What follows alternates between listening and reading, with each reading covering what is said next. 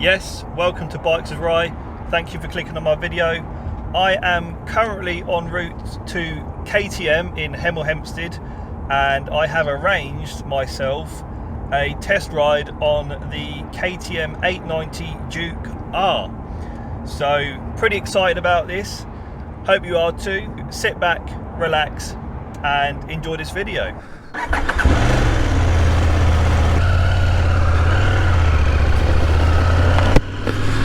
Yes, here I am on the KTM 890 Duke R. Wow, okay. So first impressions, as soon as I've sat on the bike, seat is very hard. Just noting there on my when I change gear there's not much travel in the peg. When you're going up and down the gearbox, there's not much travel whatsoever. It's very tight, very slick. I do like that. So if we look at the dash here, I quite like the dash. The speedo is it's a clear readout. I can quite easily see the rev counter.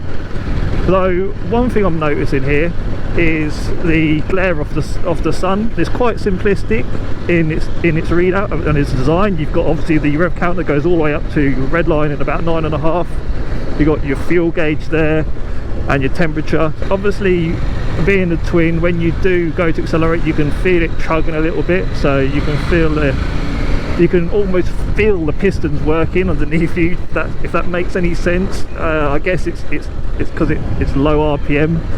I mean, it's not labouring the engine as such. Okay, so pulling away, it's very easy to pull away.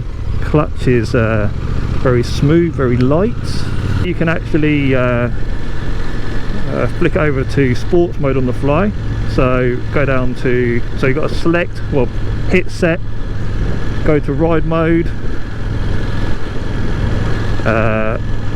over, sports, set, close throttle, and we're in sports mode now.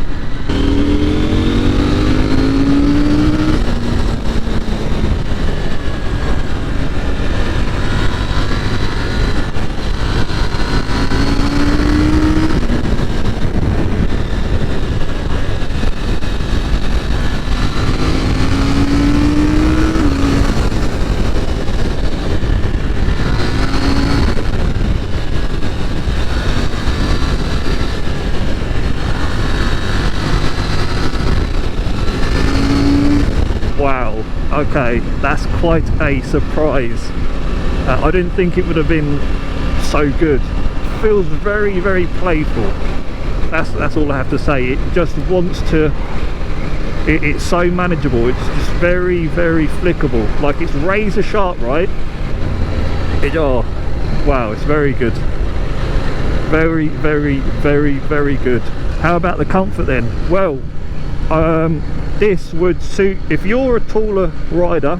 So I'm 6 foot, and if we look down, like my legs are like, the way I'm sitting is almost, like it says, an almost 90 degree, it's almost 90 degree bend in my knee. The seat's hard, but I think because you're sat so upright, it's not a bad thing. Like, just going through this bend here, it just falls in so easy. Well, I'm not, of course, pushing it, but it's just so easy to ride. It's almost like it almost feels like you're on a push bike. It's so light.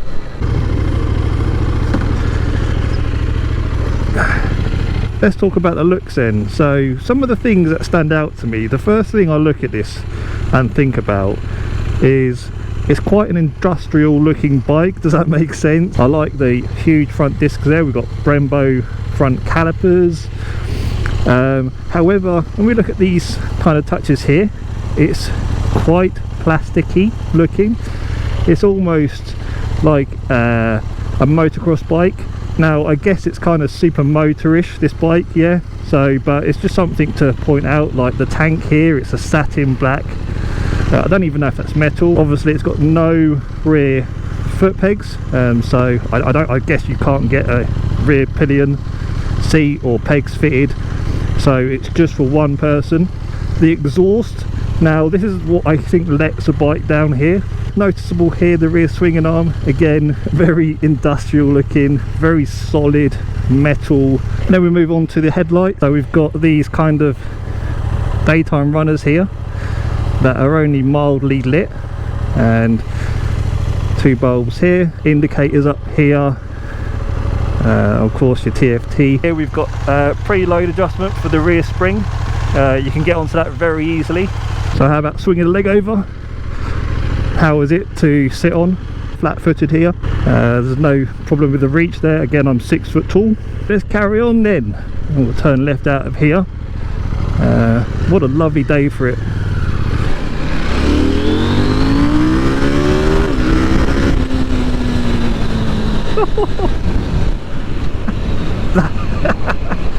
Oh yeah, oh yeah, it goes.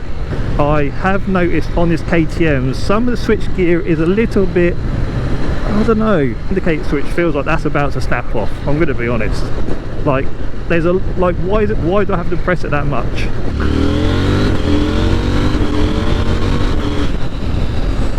Yeah, this just drives out the bends with ease.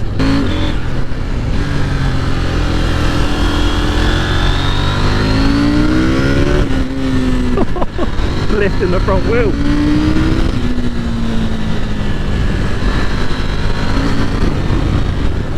Oh yeah, it's very good. I like it. And then we've got somebody who's just deciding on a 60-mile-an-hour limit road to do 20 mile an hour. Are you serious? Gee, put your hand up, say sorry. I'm just going to try and leave the brake in here late. Okay, yeah, they work. Flick through there, lovely. Like that is just razor sharp. Oh.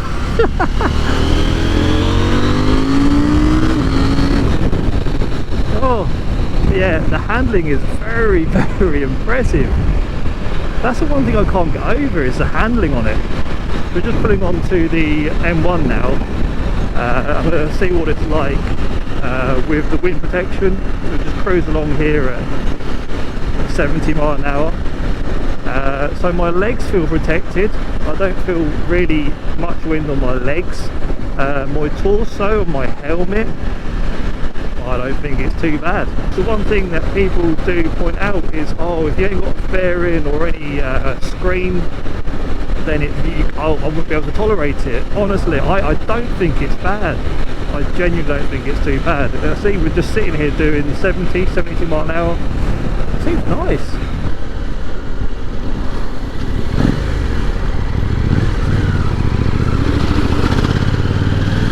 And here we are, just cutting through the traffic. And because the bike just feels so slim, I can just whip through here, no bother. So if you do consider it for commuting.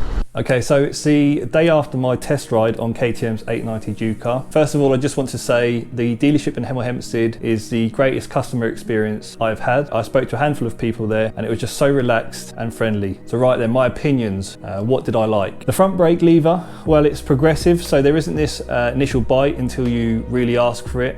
You know the stopping power is there, you just have to work the lever, which gives you this feel of modulation. The brakes are more than enough you need for the road. The front WP forks are perfect for a road bike. They don't crash over bumps. They're very well damped, yet give you a sporty feel at all times. The rear suspension, which is also WP, complements the front. If you hit bumps in the bend, you can feel the wheels move while the bike stays planted. The handling was the biggest standout for me. It basically has the sensation that it just wants to drop into a corner. You almost have to hold it back. It is so flickable and friendly, and coupled with the suspension soaking up the bumps, it really has to be my favourite part of the bike. The gearbox, well, another real standout for me. It was so precise, you'd never get a false neutral. It has this satisfying click.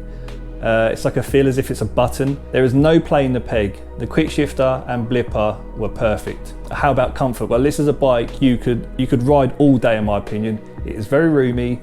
The seat, whilst it is hard, it is very grippy, and you sit upright, which is great on your lower back. What I didn't like so much about the bike is the engine. Well, it has plenty of torque, there is no doubt about that.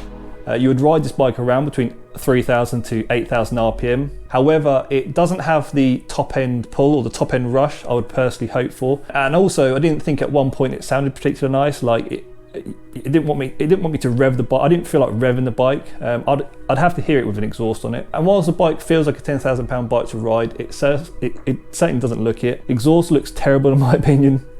The switchgear, TFT and bodywork also look budget. Anyhow, listen, I know why the 890 Ducar gets rave reviews. I was so impressed with it ultimately. It was actually the first time I rode a KTM, and well, what a first impression that was of the brand. Would I buy a KTM 890 Ducar?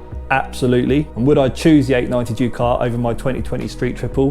Well, this was seriously hard for me to decide, but it would be the Street and only just. For me, the Street's looks, engine character and build quality win my heart over the Ducar's incredible handling and suspension. My advice is, if you can afford it, buy both. They're so very good. Anyhow, thanks for watching. Hope you enjoyed the video. Cheers.